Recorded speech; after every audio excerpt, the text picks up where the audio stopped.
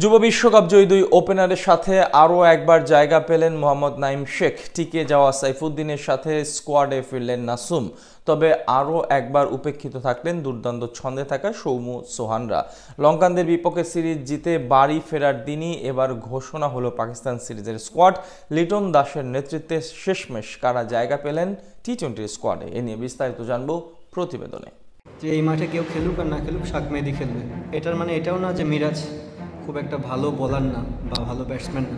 Player ম্যানেজমেন্টে pass Liton Das. Combination বিবেচনায় কাকে কখন কোথায় খেলাতে হবে তা ভালোই জানেন ক্যাপ্টেন অব বাংলাদেশ। কে কোন উইকেটে খেলবে তা আগে থেকেই নির্ধারণ করে রেখেছিলেন। দুই ম্যাচে সাবলীল বোলিং করা মিরাজকে নিয়ে প্রশ্ন করার পথটাও বন্ধ করে দিয়েছেন। সতীর্থের কাঁধে পড়েছে ক্যাপ্টেনের হাত, জানিয়েছেন কেন শেষ ম্যাচে মিরাজ পড়েছেন বাদ। এটার মানে এটাও না যে মিরাজ খুব একটা ভালো বোলার না বা ভালো ব্যাটসম্যান না।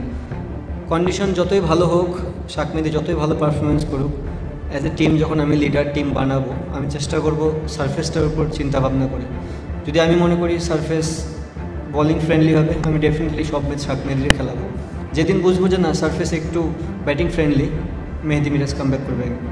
ট্রানজিশন পিরিয়ডে থাকা দলে বোঝা হয়েছিলেন ব্যাটার লিটন, কিন্তু অধিনায়কত্বের দায়িত্ব কাঁধে চাপতেই বদলে গেলেন আমূলে। দল গঠনে ইম্প্যাক্টফুল ডিসিশন সহ নিজের পারফরমেন্সেও এনেছেন বদল। কদিন আগেও ব্যাটিং ব্যর্থতার বড় দায় চাপানো হতো তার উপর, কিন্তু সে দিন বদলেছে। পাকাপাকিভাবে ক্যাপ্টেন্সি পেয়ে প্রথম সিরিজেই পেলেন প্লেয়ার অব দ্য সিরিজের খেতাব। 5 পাণ্ডবের যুগ শেষ হওয়ার পর দায়িত্ব নিতে হবে বলেছিলেন লিটন নিজেই, কথা রেখেছেন। টি-20তে শ্রীলঙ্কার বিপক্ষে জয় পাওয়া প্রথম সিরিজে দলের হয়ে সর্বোচ্চ রান করেছেন ক্যাপ্টেন। আর 7 রান করলেই দুই দলের মধ্যে সবার থেকে বেশি রান থাকতো লিটনের। তবে কি ক্যাপ্টেন্সি পেয়েই সিরিয়াস হয়ে গেলেন লিটন? প্রশ্নটা তোলাই যায়। শ্রীলঙ্কার বিপক্ষে 76 রানের ইনিংসের আগে লিটনের ব্যাট 50 দেখেছিল বছরখানেক আগে। পরপর 2 ম্যাচে 30-এর বেশি রান করেছেন, তাও 1 বছর আগে। ব্যাট বলের খেলায় লিটনের এমন বদলে যাওয়ার নেপথ্যে ক্যাপ্টেন্সির দায়িত্ব পাওয়া। দায়িত্বের চাপে চিড়ে চ্যাপটা হয়ে নয়, লিটন দাঁড়িয়েছেন সোজা হয়ে। পথ চলার কেবল শুরু। ছোট্ট ফরম্যাটের বড় চ্যালেঞ্জ অধিনায়ক লিটনের সামনে। ভবিষ্যতে এমন কোন সাফল্যের গল্প বলতে হবে যা এর আগে